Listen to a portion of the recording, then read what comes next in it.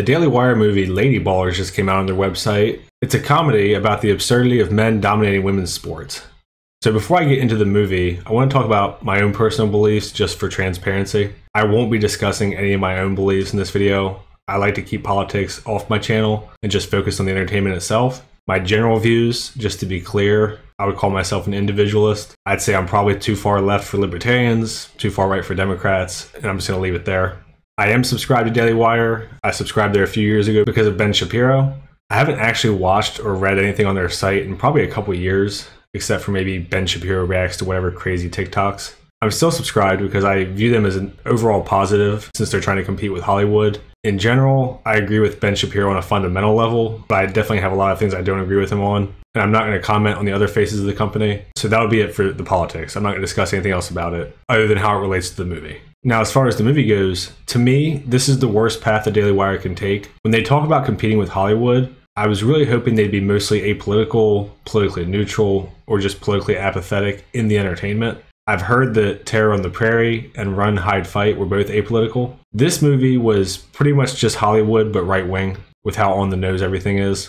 This was red meat for the Daily Wire audience, and I can't imagine that it would appeal to anybody that it doesn't already appeal to from their base. And for me, this is a waste because this movie just hammers you in the face with the message that it wants to send, to the point where the jokes that are funny are just overridden by the political exposition. It's a shame because they easily could have taken out all these talking points and exposition and just made a movie that was funny and still had the same message be pretty clear. I think they could have maintained the message and gotten the point across about the absurdity of men and women's sports without eliminating half of their potential audience and bogging down the movie with statistics and culture war talking points. As far as the surface level stuff goes, the soundtrack was good. They made some pretty good use of music for different parts. The sets and production all looked good. The acting was okay, but if you're watching a movie on Daily Wire and you see the Daily Wire crew in it, it really takes you out of the movie. In the same way that any person who has had an iconic role, you just kind of see them as that person in every movie they're in or every show they're in. Like David Schwimmer will always be Ross when I see him. Now, with all that said, let's get into the specifics of the movie. I'm going to be pretty detailed so you can really appreciate how much of this movie is just on the nose, smashing you in the face with culture war talking points from one side or the other. We start off with like an 80s style introduction for the credits and making fun of the emotional locker room speeches for a high school basketball game. Rob is played by Jeremy Boring, or Coach Rob. He's also nicknamed Coach Miracle. He's a 3-time state champ in 2008. We cut to 15 years later, and he's a loser coaching at a kids' rec center. At the end of the game where he won the state championship, he's with a pretty brown-haired woman who's his wife. And this flash forward, you'll find out soon that they're divorced and they have a kid. And now he's talking to kids and they're all texting and ignoring him. And he's like, guys, you can't steal my carburetor again. And then they call him a racist. And this is just the first of many jokes that are super on the nose. He goes and picks his daughter up from school. And she says one of the girls showed her penis. And then she goes on about transphobia and white patriarchal privilege and allies and how her mom's new boyfriend is an ally. So this is where you find out they're divorced. And the boyfriend, who's played by Matt Walsh, is like a super leftist. And they're all super leftist and the school's super leftist. There's a woman when Rob goes to pick up his daughter from school wearing 3 COVID masks. And the second one says, "We say gay" with a rainbow on it. And it is funny because he keeps saying what and she keeps pulling another mask off. But this is what I mean. Like the jokes are kind of overridden by politics a lot. The new boyfriend is a guy named Chris, played by Matt Walsh. And he goes on about his body being a temple and bug-based foods and mRNA vaccines. And there's rainbow flags all over the yard. And there's signs out there with all the leftist catchphrases. If you're a conservative or this is like part of your crowd in the culture war, you'll probably find this funny, but it is just hammering you in the face. And they have a disagreement here because Rob is upset about the transphobia stuff and saying that the school is woke and her boyfriend's woke and blah, blah, blah. And then he ends up leaving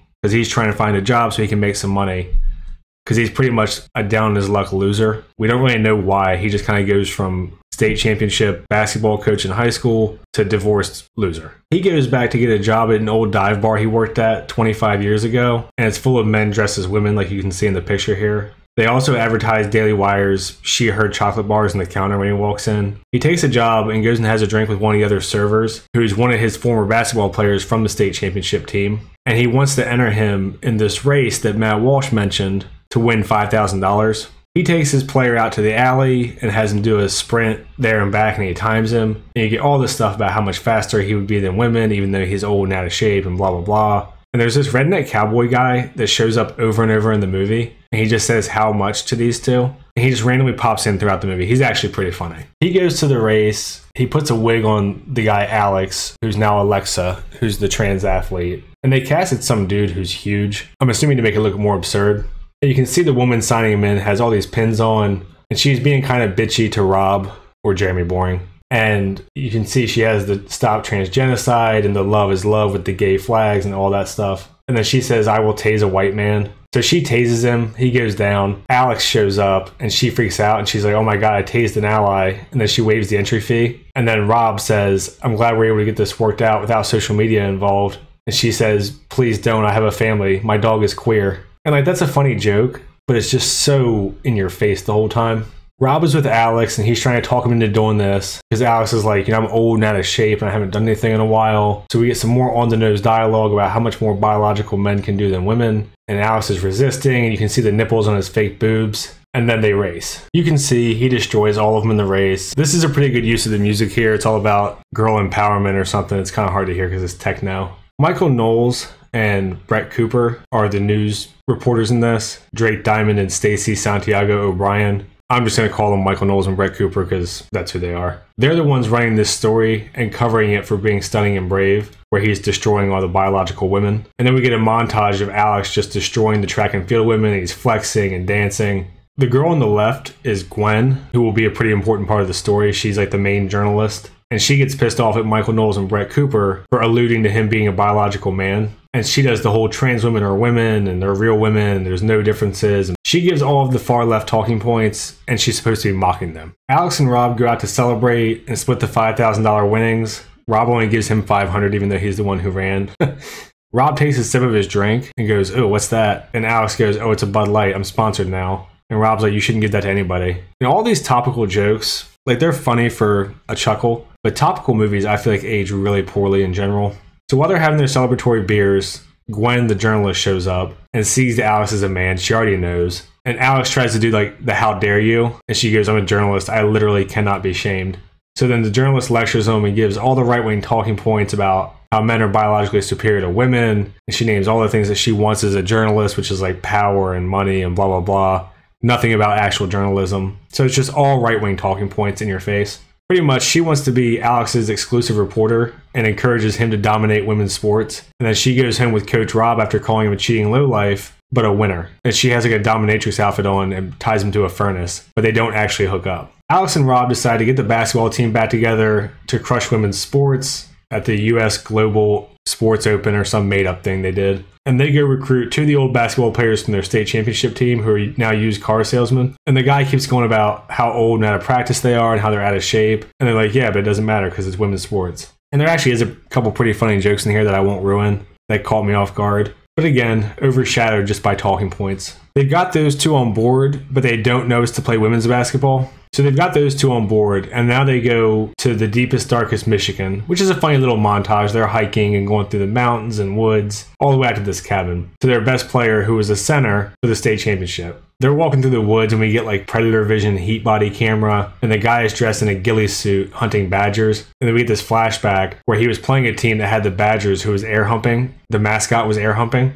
And it froze him, and he's like, what was that badger humping? What was it doing? And that's like an ongoing thing throughout the movie where he has PTSD from this badger humping. So he's been living out here in the woods, just killing and stuffing badgers. He says no, and they leave. And then he actually has a badger mascot tied up in the basement. And then he decides that he's in for his redemption. The wild man in the ghillie suit, David, shaves, and they jump into an ad, which is pretty funny and makes fun of themselves at Daily Wire, because everybody knows the meme of Ben Shapiro while he's talking about something really serious will suddenly be like, speaking of this tragic thing, you should sleep on silk sheets, and then goes off about whatever thread count and does his whole ad right in the middle of this serious news story. So in the movie, he comes out clean shaven. They do a Jeremy's Razors ad, how they have them for women, and Jeremy's Chocolates, and then it like just cuts right back into the movie. So that was a pretty funny joke. They sit here going through who they missed, and they give kind of weird reasons for all of them. It's kind of zany, offbeat humor that I'm not a fan of. The whole thing in the woods kind of didn't work for me either. I thought it was just weird. I'm sure some people thought it was funny.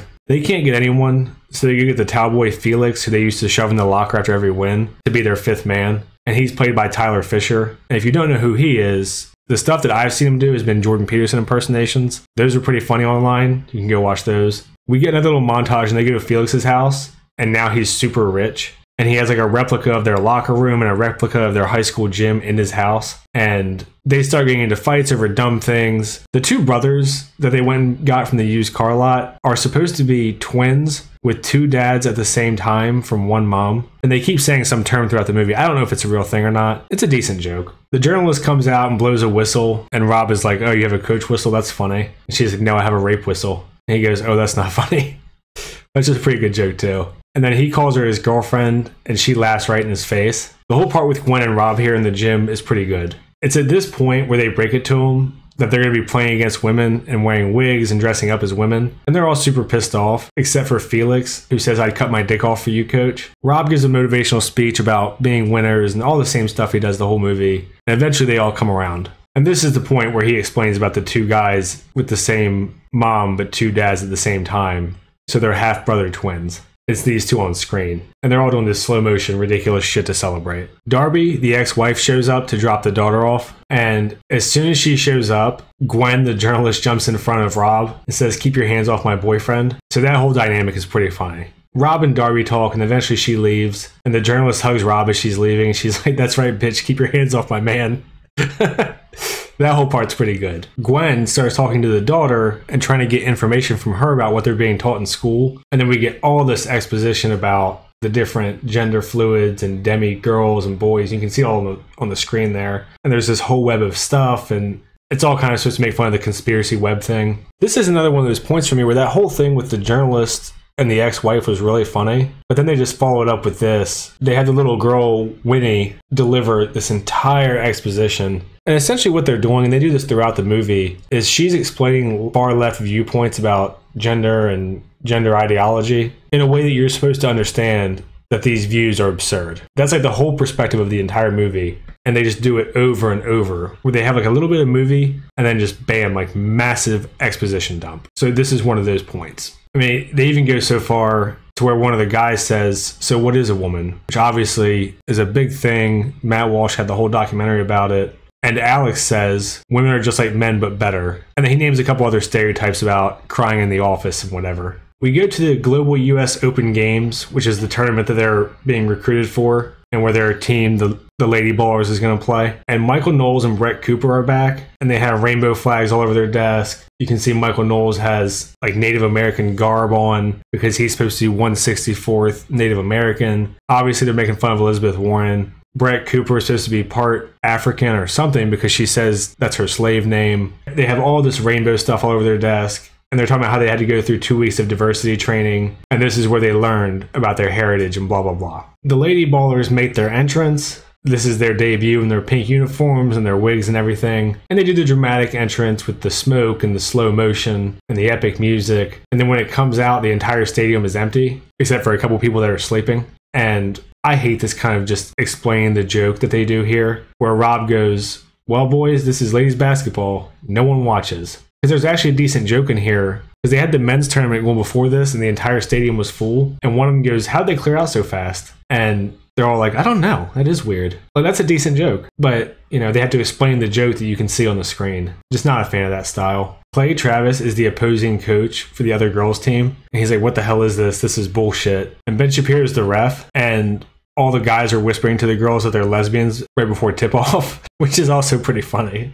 Ben Shapiro, the ref, says, ladies, keep it clean, keep it tucked, and then he looks at the Lady Ballers when he says that before he starts the game, which is also a good joke. And then partway through, obviously the girls are getting destroyed. Clay Travis takes his jacket off and says, this is garbage. Ben gives him a technical and says, shut the fuck up, you transphobic motherfucker. They're both beeped, so there's no cussing in this movie, unless you count the word dick, which Andrew Clavin says near the end of the movie. We get this little sideline thing where Gwen is pumping up the story, she's putting it on social media. Obviously, we're getting the montage of the dudes like shoving the women and just dunking all over them. The game starts to get more of an audience, and this guy right here behind her goes, this is great. It's almost like watching men's basketball. So they're winning the game like 100-20. The losing girls are all crying. The center for the lady ballers starts to feel bad. Coach Rob kind of starts to feel bad. They go to social media and everyone's calling them heroes and stunning and brave and all the stereotypes. And then David, the center, who's number 11 there, gives the right wing talking points. He says these girls have played their whole lives for this opportunity and we just showed up and used our innate abilities to destroy them when we would lose to men handily.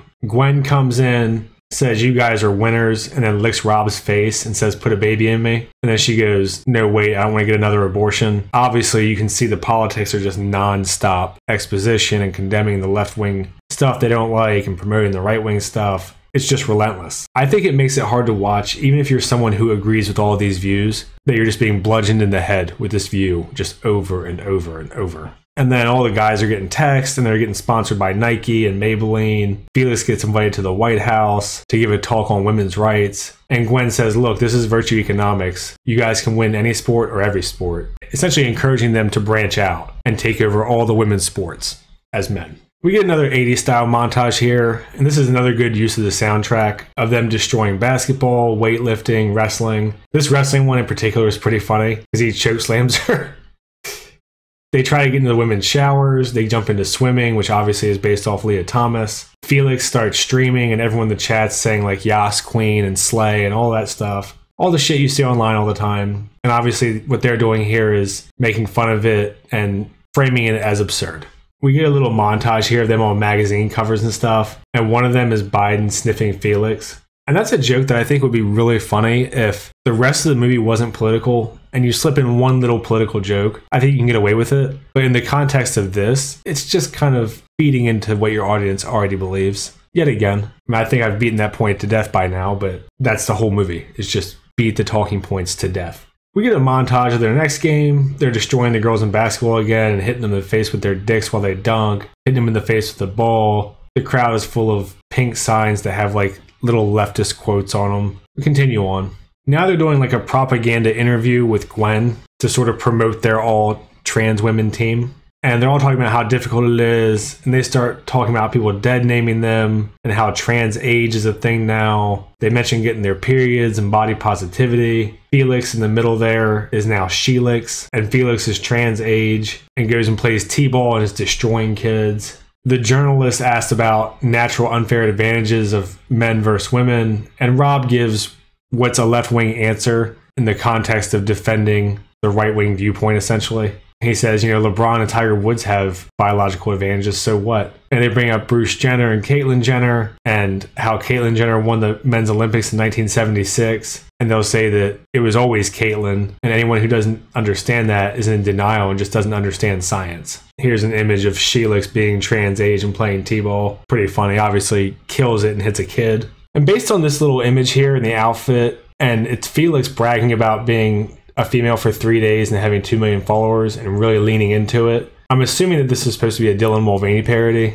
That's what it seems like to me. And then Alex says that he feels like a brand new woman, and they mention that he actually has tampons with him and stuff, and they're all actually becoming effeminate and kind of buying into it. Darby shows up to Rob and she's like, you really need to put a stop to this. It's ridiculous. And Rob calls her a TERF, and Matt Walsh and the daughter are watching from the car. And Rob says, Chris is woke, the school is woke. Chris is Matt Walsh. And his daughter is believing all these ideas. And the mom is saying that it's wrong, but she won't say the ideas are wrong. Matt Walsh and the daughter go to talk to him to calm him down. And they hear the mom essentially say that this is all absurd and ridiculous. They play their next game, which is the semifinals. And they're sucking because they're behaving like stereotypical women. And they're sore from trying other sports and being up all night with a girl as lesbians. All that kind of stuff.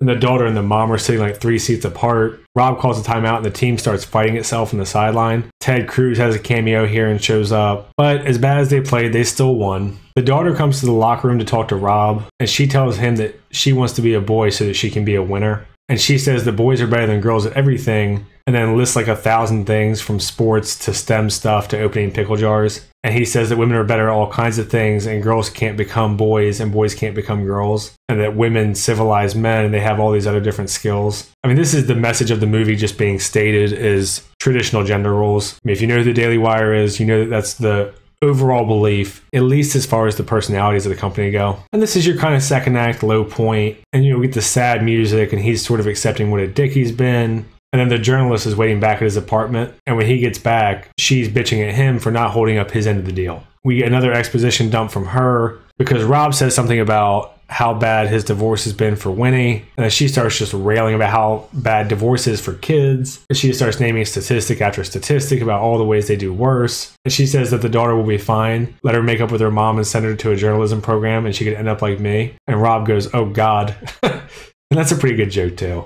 Here is where he admits that what he's doing he believes is wrong. And she starts slapping the shit out of him. She says, these aren't sexy slaps, don't get aroused. And then she starts going off again about technocrat oligarchs and nihilists and housewives sacrificing their children to virtue signal. And it's weird because she's kind of giving the right-wing talking points, even though she's kind of the antagonist of the movie. I thought that was an interesting choice. And then as she leaves, she says, if you screw this up for me, I'll do something way worse than hurting you physically. I'll cancel you so hard. And then she leaves. We go back to the game to get ready for the finals, and Michael Knowles and Brett Cooper are at the game, and now they've fully embraced their heritage. Brett Cooper has dreads, and she's talking about systemic sexism and racism. Michael Knowles is in full American Indian garb, even though he said he was 1/64th or whatever it was, American Indian. The team that they're playing in the championship is called the Cowgirls, and they're being escorted by the journalist, and now you can see that they've taken up the role of having all men, so they subbed out all of their women. And the coach Mark has burns on his neck too from the journalist tying him to the furnace but not having sex with him. And he says that the journalist told him there's a sniper in the rafters, help me. He whispers to Rob before the game starts. The Cowgirls team is now all black dudes, and they destroy these guys, and we get the same kind of montage with them getting destroyed that we got with the girls getting destroyed, and they're all bloody and beaten up at halftime. This is where they mentioned that he has tampons on him, and he said Alex always has tampons on him, and the guy David goes, I wonder where he puts them. This girl is waiting in the locker room for the two half-brother twins, and she says that she's pregnant and they're both the father, and they use that term again that they use for them that I can't remember. And the one guy goes, how'd they know that? Which I was actually thinking to myself because it's only been 2 days in the movie. And Rob just does the shush thing. And this pregnancy is the result of one of their nights as lesbians, which is obviously pointing out the fact again about biological men and women and blah, blah, blah. Michael Knowles shows up to do the halftime interview with Rob. And he says how, like in stereotype of an American Indian. And then he talks about how for the first time ever, the women's championship will have no biological females in it. And how does Rob feel about changing the sport like this? And Rob doesn't really know how to answer. So David's like, that's enough. And then Michael Knowles goes, don't push me off my land, white man, which is a pretty funny delivery.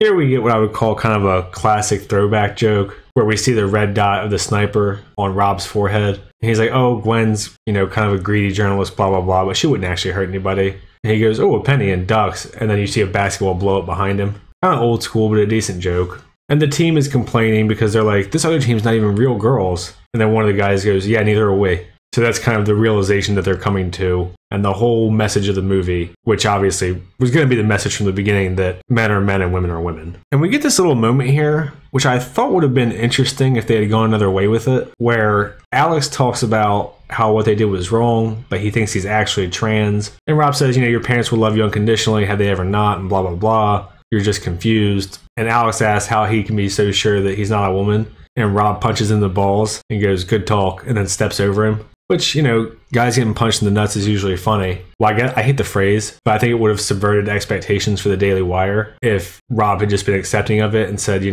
something along the lines of why don't you go to a therapist, and if you still feel that way, then I'll accept you no matter what. But it's the Daily Wire, so he punched him in the dick and said, let's move on. The two half-brothers both try to propose to the girl that they got pregnant at the same time in front of everyone, and then they start to get into a fight, and one of the dudes from the other team comes up and pushes them both at the same time through the tables. They pull this guy's pants down from the other team. And this is where you get the Andrew Clavin says, that's the biggest dick I've ever seen on a woman. And the ref says, knock it off. We're here to topple the patriarchy, not each other. And this is where we get the climax and the whole message of the movie of just let girls be girls and have their own spaces. Rob says that they're going to make subs. He brings in his daughter and her friends. They do a jump ball, and the dude from the Cowgirls catches it and hands it to the daughter. They pass it around and score. It's weird though because, and this is just like an editing thing I know, but the scoreboard says 55-0, and it just stays that way while showing the girls score a bunch. And then they say the final was 418-6, even though they show the girls score 20. It's kind of a weird thing. I'm not sure why they did that, or if that's supposed to be part of the joke. But the other team starts helping them dunk and stuff and letting them steal it and score. And here we get another good joke with the journalist. Their interactions were probably the best part of the movie, honestly. She comes up and asks Rob if he's proud of himself. She also says that she can cancel him and the whole team, but she won't. She calls him a winner, but a reluctant winner. And then she says she doesn't want to have sex with him, though. And he says, neither do I. And she goes, really? And he goes, no, I do. I really, really do. Which is a very guy mentality. I appreciated that joke. We go back to Brett and Michael. They're normal again. This is where they say it was really cute, but they lost 418-6. The two half-brother twins are going back to their used car business, but now it's also a youth rec sports center, which just means it has a basketball court outside. And when Rob goes to do his little speech, the lady that wore like 3 or 4 masks mouths that she loves him. Brett Cooper and Michael Knowles are in the crowd, and they're like, look at all these families and children. How do these people live like this? It's disgusting. Obviously, more commentary on journalists and their disdain for the nuclear family and blah, blah, blah. Here's their basketball court so the kids can come play. The whole movie, Rob says winners are losers who just win, which is kind of funny, but whatever. But then they change it to winners are losers who do what's right. And I don't know if that's supposed to be a joke or if that's supposed to mean something. Because the way that it's delivered, it kind of seems like it's supposed to mean something, but it feels like one of those Star Wars lines where they say it, and then when you think about it for more than like 10 seconds, you're like, what the hell does that mean? And then we get this little thing at the end where Matt Walsh takes credit for Rob and Darby reconciling and getting back together, and Candace Owens is like, how did anything that you do help their situation? And that's kind of the happy ending almost. We get one little mid-credit scene of Alex in therapy with Jordan Peterson. Again, this is clearly what the Daily Wire thinks the solution to gender dysphoria is going to therapy and figuring it out. He's laying on the couch and talking about what different points he felt like a girl. And Jordan Peterson is kind of sitting in the background just rubbing his face like, this is so annoying. Which I thought was a weird way to go with it when you're saying that they should be getting therapy, to kind of shit on therapy also, but whatever. And that's the movie. I don't really know how much else I have to say about it. The message is so direct and transparent, I don't really have anything to add. Because they repeat it just over and over and over. Men are men, women are women, traditional gender roles, pretending that the opposite is true is absurd. This is all they're pushing in this movie. If you subscribe to Daily Wire, I assume you already believe all this stuff. Maybe the people who are really hardcore will find it funny. I saw it had like a 97 from the audience on Rotten Tomatoes, so I guess they know their base. But for me, this was really just a missed opportunity to appeal to a broader crowd. I think something like What is a Woman, while, we don't know how many people Matt Walsh talked to, how many he cut out, you could probably call it propaganda. But I think that at least has a broad appeal as an interesting conversation point. This had some decent jokes that if you're a hardcore culture warrior, you would get. And if you're fully in the Daily Wire camp, you would enjoy the movie. But if you're moderate or in between on the trans issues, you're undecided, or you just don't care, I don't know how this movie would play with you. This video went way longer than I wanted it to. I guess I'll just leave it at that. Go check it out for yourself if you have a Daily Wire subscription. If not, maybe they'll put it on X. I know they've done that before with other stuff. Daily Wire is already touting that it's getting rave reviews. I don't know. It's a very, very niche audience for a movie that is very specific. So money-wise, I doubt they'll lose anything, because even though the production looks good, I can't imagine they spent a ton of money on it. I mean, it's all in basketball courts and parking lots and their local area and stuff. It's not sci-fi or something. I'd be curious to see how it would do in theater, though. But obviously, that's not going to happen. But yeah, I'm going to stop there. Hopefully, this is the most political movie I have to watch. I'd really rather not get into this stuff. I much more prefer to talk about Star Wars and Godzilla and anime and that sort of thing. So if you're still here, like and subscribe and shit. Check out my other videos. Let me know what you thought if you watched this movie, because I'm curious for the Daily Wire audience, if they all loved it, if they're kind of meh on it like I was, if they thought it was too political, if they thought it was great and it's something we really need. Like I said, I want them just to focus on good entertainment and not politics for this branch of Daily Wire, but whatever. All right, thanks. See ya.